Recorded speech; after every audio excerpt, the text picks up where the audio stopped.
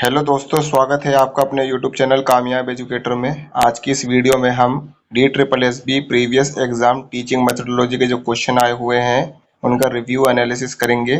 अगर आप हमारे चैनल पर नए हैं तो चैनल को सब्सक्राइब करें, साथ ही बेल आइकन को भी प्रेस करें ताकि ऐसी वीडियो की नोटिफिकेशन आपको मिलती रहे। तो चलिए शुरू करते हैं।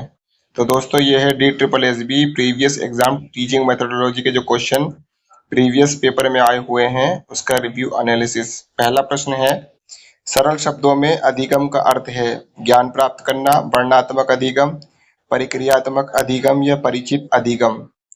इसका सही आंसर है ज्ञान प्राप्त करना। अगले प्रश्न की ओर बढ़ते हैं। भाषा शब्द डैश से उत्पन्न हुआ है, जर्मन, अंग्रेजी, लातिन या यूनानी। तो इसका सही आंसर है लातिन या लैटिन।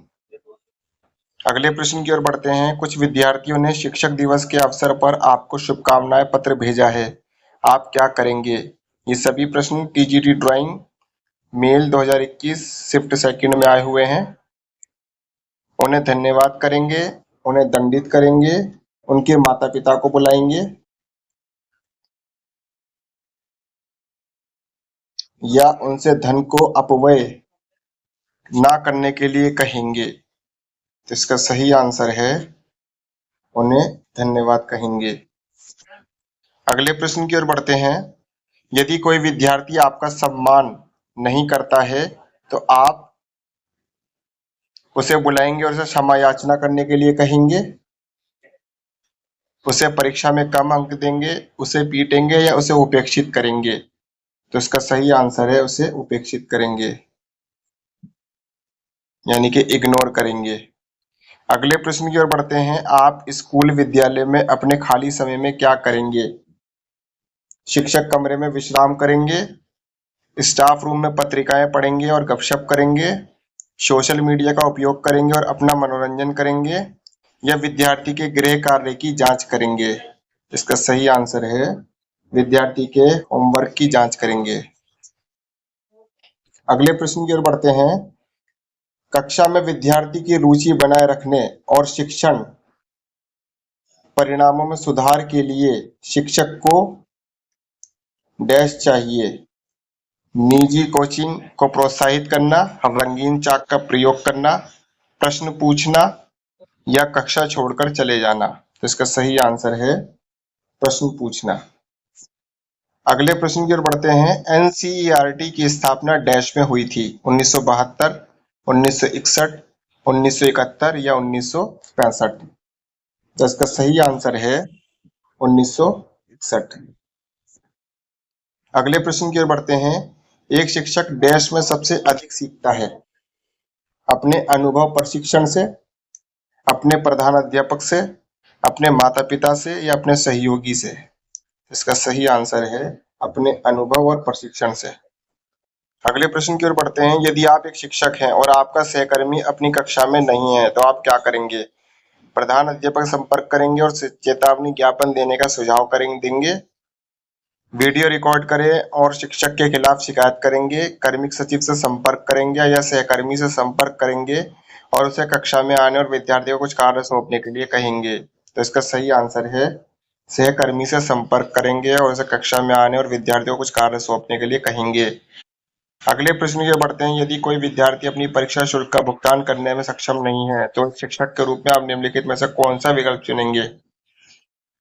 विद्यार्थी को परीक्षा से बाहर कर देंगे, HOS और सहकर्मियों के साथ चर्चा करेंगे और विद्यार्थी की सहायता करेंगे, विद्यार्थियों से सहायता के लिए कहेंगे या विद्यार्थी को कुछ धन उधार देने का सुझाव देंगे। तो इसका सही आंसर है HOS और सहकर्मियों के साथ चर्चा करेंगे और विद्यार्थी की सहायता करेंगे।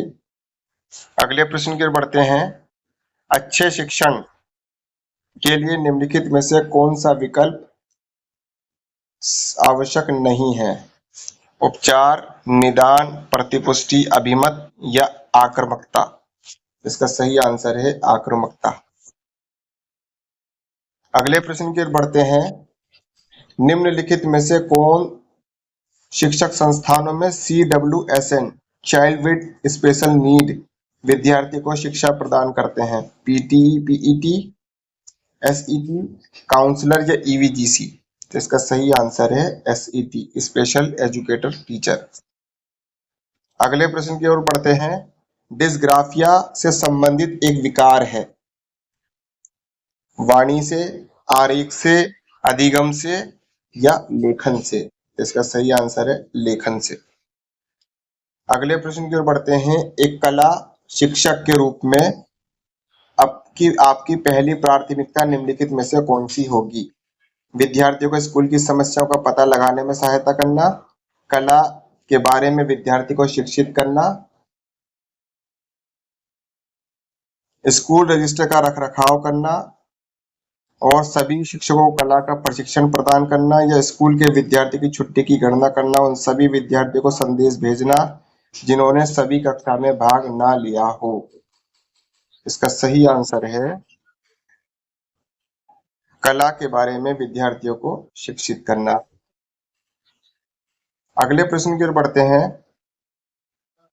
प्रथम राष्ट्रीय शिक्षा नीति डैश में विकसित हुई थी? 1962 में, 1968 में, 1966 में या 1986 में? इसका सही आंसर है 1968 में। अगले प्रश्न की ओर बढ़ते हैं। निम्नलिखित में से कौन सी अवस्था 7 से 11 वर्ष की आयु से संबंधित है? प्राक प्रचलनात्मक अवस्था, प्री प्रेसेंशियल स्टेज, नाटकीय अवस्था ड्रामेटिक स्टेज, मूर्त प्रचलनात्मक अवस्था कॉन्सेंट्रेट ऑप्शनल स्टेट, या औपचारिक प्रचलनात्मक अवस्था फॉर्मल ऑपरेशनल स्टेज। तो इसका सही आंसर है मूर्त प्रचलनात्मक अवस्था कॉन्सेंट्रेट ऑपरेशनल स्टेज। अगले प्रश्न की ओर बढ़ते हैं। यदि आपको विद्यार्थी को कागजी कला सिखाना हो तो आपको सबसे पहले उन्हें डैश कला के बारे में शिक्षित करना होगा? मूर्ति, ओरिगामी, सुफोमाटो या फ्रेस्को? तो इसका सही आंसर है ओरिगामी। अगले प्रश्न की ओर बढ़ते हैं। रूसो ने एमिली नामक पुस्तक पर लिखी थी शिक्षा की प्रकृति, खेलों के माध्यम से जीवन में परिवर्तन, युद्ध के लाभ या कार्य के लाभ? तो इसका सही आंसर है शिक्षा की प्रकृति। बढ़ते हैं अगले प्रश्न की ओर। पियाजे ने बौद्धिक विकास की अवस्था को विकसित किया, इसमें निम्नलिखित में से कौन सी विशिष्ट अवस्था शामिल नहीं है? प्राक प्रचलनात्मक अवस्था द प्री ऑप्शनल स्टेज, इंद्रिय चालक अवस्था द सेंसर मोटर स्टेट, या आधारभूत प्रचलनात्मक अवस्था फंडामेंटल ऑपरेशनल स्टेज, या मूर्त प्रचलनात्मक अवस्था द कॉन्सेंट्रेट ऑप्शनल स्टेज? इसका सही आंसर है आधारभूत प्रचलनात्मक अवस्था। अगले प्रश्न की ओर बढ़ते हैं। जॉन लॉक की सबसे प्रसिद्ध रचना है the moral judgment of the child, an essay concerning human understanding, the imagination on local administration,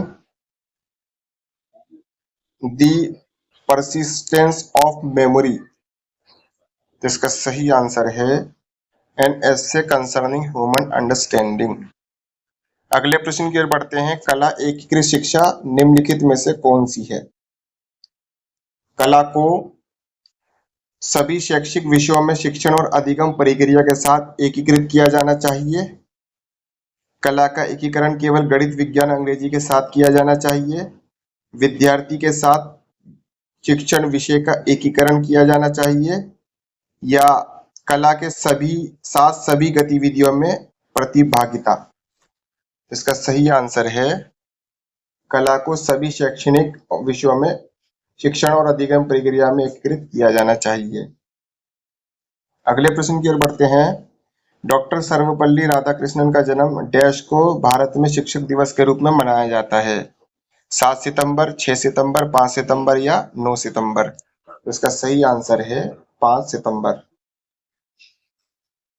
अगले प्रश्न की ओर बढ़ते हैं। NEP न्यू एजुकेशन पॉलिसी 2020 का पूर्ण रूप क्या है? ये प्रश्न TGT संशोधित मेल 2021 शिफ्ट 3 में आए हुए हैं। New education program, new education policy, national education policy या नेशनल इकोनॉमिक पॉलिसी? तो इसका सही आंसर है नेशनल एजुकेशन पॉलिसी। अगले प्रश्न की ओर बढ़ते हैं। शिक्षार्थी का वास्तविक परिणाम क्या है? खोजी यात्री, अनुभूति, अनुक्रिया या पुनर्बलन? तो इसका सही आंसर है अनुक्रिया, रिस्पॉन्स। अगले प्रश्न की ओर बढ़ते हैं। छात्र विद्यालय में कैसे सीखते हैं और विकसित होते हैं? बौद्धिक, अंत्यक्रिया, समन्वय या अभिप्रेरणा? तो इसका सही आंसर है अंत्यक्रिया। अगले प्रश्न की ओर बढ़ते हैं। आरटीई अधिनियम का पूर्ण रूप क्या है? Right to free education act, right to compulsory education act, right to free and compulsory education act या right to children to free and compulsory education? इसका सही आंसर है right to children to free and compulsory education. अगले प्रश्न की ओर बढ़ते हैं। शीत समाकलन क्या है? हाथों और उंगलियों का समन्वय, पैर और पैर की उंगलियों का समन्वय, चेहरे की अभिव्यक्ति या आंख और कान का समन्वय? तो इसका सही आंसर है हाथों और उंगलियों का समन्वय। अगले प्रश्न की ओर बढ़ते हैं। शिक्षा में नाटक और कला के क्या लाभ हैं? छात्र बेहतर अभिनेता बनते हैं, छात्र बेहतर कलाकार बनते हैं, छात्र बेहतर शिक्षार्थी बनते हैं और छात्र बेहतर इंसान बनते हैं। तो इसका सही आंसर है छात्र बेहतर शिक्षार्थी बनते हैं। अगले प्रश्न की ओर, अंतिम प्रश्न की ओर बढ़ते हैं। मातृभाषा सीखने का प्रकार है? तीसरी भाषा का अर्जन, मूल भाषा का अर्जन, चौथी भाषा का अर्जन या द्वितीय भाषा का अर्जन? तो इसका सही आंसर है मूल भाषा का अर्जन। तो दोस्तों ये था हमारा DSSB previous paper teaching methodology के क्वेश्चनों की सीरीज। ऐसी और आने वाली वीडियो को देखने के लिए आप हमारे चैनल को लाइक करें, शेयर करें, सब्सक्राइब करें, साथ ही बेल आइकन को प्रेस करें ताकि ऐसी वीडियो की नोटिफिकेशन आपको मिलती रहे। तब तक मिलते हैं अगली वीडियो में। धन्यवाद।